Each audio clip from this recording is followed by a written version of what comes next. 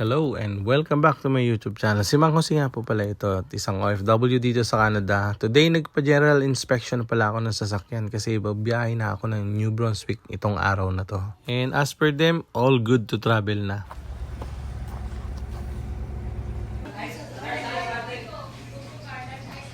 Yes. Look at our car. Look like garbage.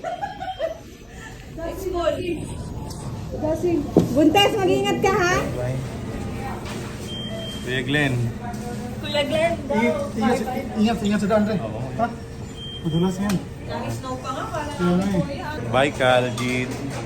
Madaling araw pa lang nag-aasikaso na kami kasi kailangan namin siguraduhin na yung mga dala namin is nandito lahat sa likod ng sasakyan at para mapagkasya na rin namin. Ilan sa mga gamit namin nasa box na pinadala na namin sa NB. Ngayon kung mapapansin nyo, ito na yung iniiwan naming bahay. So ang dami pa naming gamit na hindi na i-dispose pero wala na kaming magagawa kasi wala na rin kaming time. Itong mga mattress halos wala pang 1 year gamit ng mga anak ko, bago lang to. Ganon din yung iba mga furnitures, well, ganon talaga.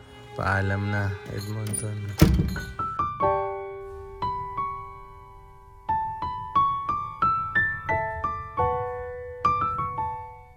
After 1.5 drive, ito na yung unang pagas namin kasi ayokong maubusan ako ng gas at hindi ko pa kabisado ang daan. You?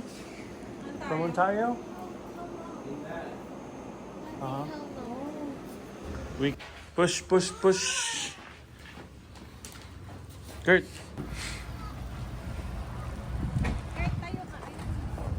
Kung mapupuntahan nyo yung lugar na to, nakaka-amaze kasi nag-iisang gasoline station sa taas.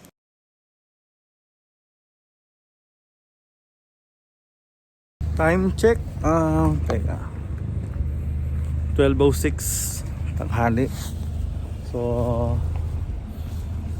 nag-meet kami ng katrabaho ko sa Macau. Nandito kami ngayon sa Lloydminster. So, dahil nga lunch break na, kakain muna kami. Come on. Kurt! Iwan niyo yung phone niyo, kakain. Kurt! Put your phone there. Oh, video ba yan? Video yan, bangyaw. Akala ko video. Sa Macau, hindi siya nag-drive ng kotse. Dito lang sa Canada, alam mo kung bakit? Oh no! Sige, sundan ka namin, Lods. Sige. Yan lang bahay ko sa may, ano. Mag-hi ka muna, sponsor. Sponsor sa Cora, oh.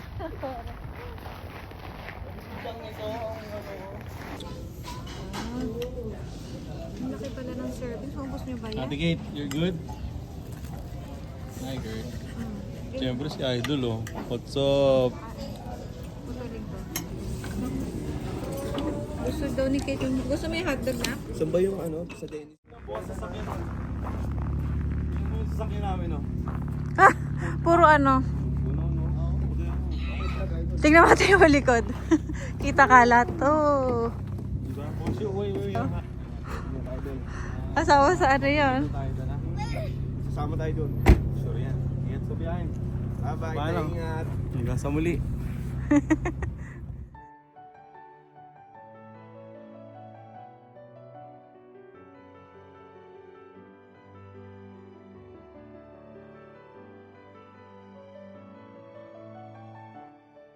So tired. We're here. So ito yung unang stopover namin dito sa Langham Hotel. Come on, guys. Come on. Come on. Come on. Be careful. So come on, ate. My shoes. Faster. Dito? Okay. Diyan na lang, patras.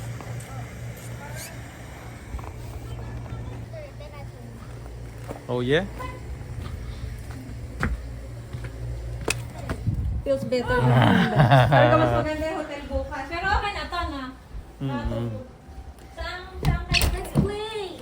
I could be Wi-Fi. this life. Wow. Dito ka mag-connect eh, para hindi magagamit lahat yung ano mo. Wow. Check out time 11. No smoking. Please respect quiet hours from 11. Please. Hello. Natiisan mo ng heater yun. Malamig. 661. Mag-apak naman. Sige, let's go.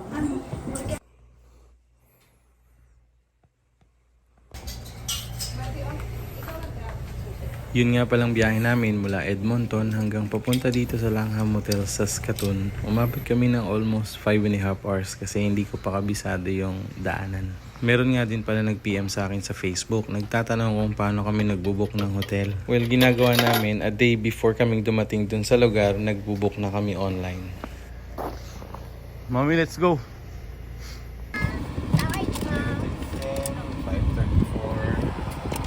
Ngayon, ang next biyahe naman namin is Winnipeg. So, from here sa Saskatoon, papunta ron is 8 hours and 7 minutes. Pero aabutin ako for sure ng 10 hours kasi nga pahinto-hinto ako. Okay, so see you on the next video.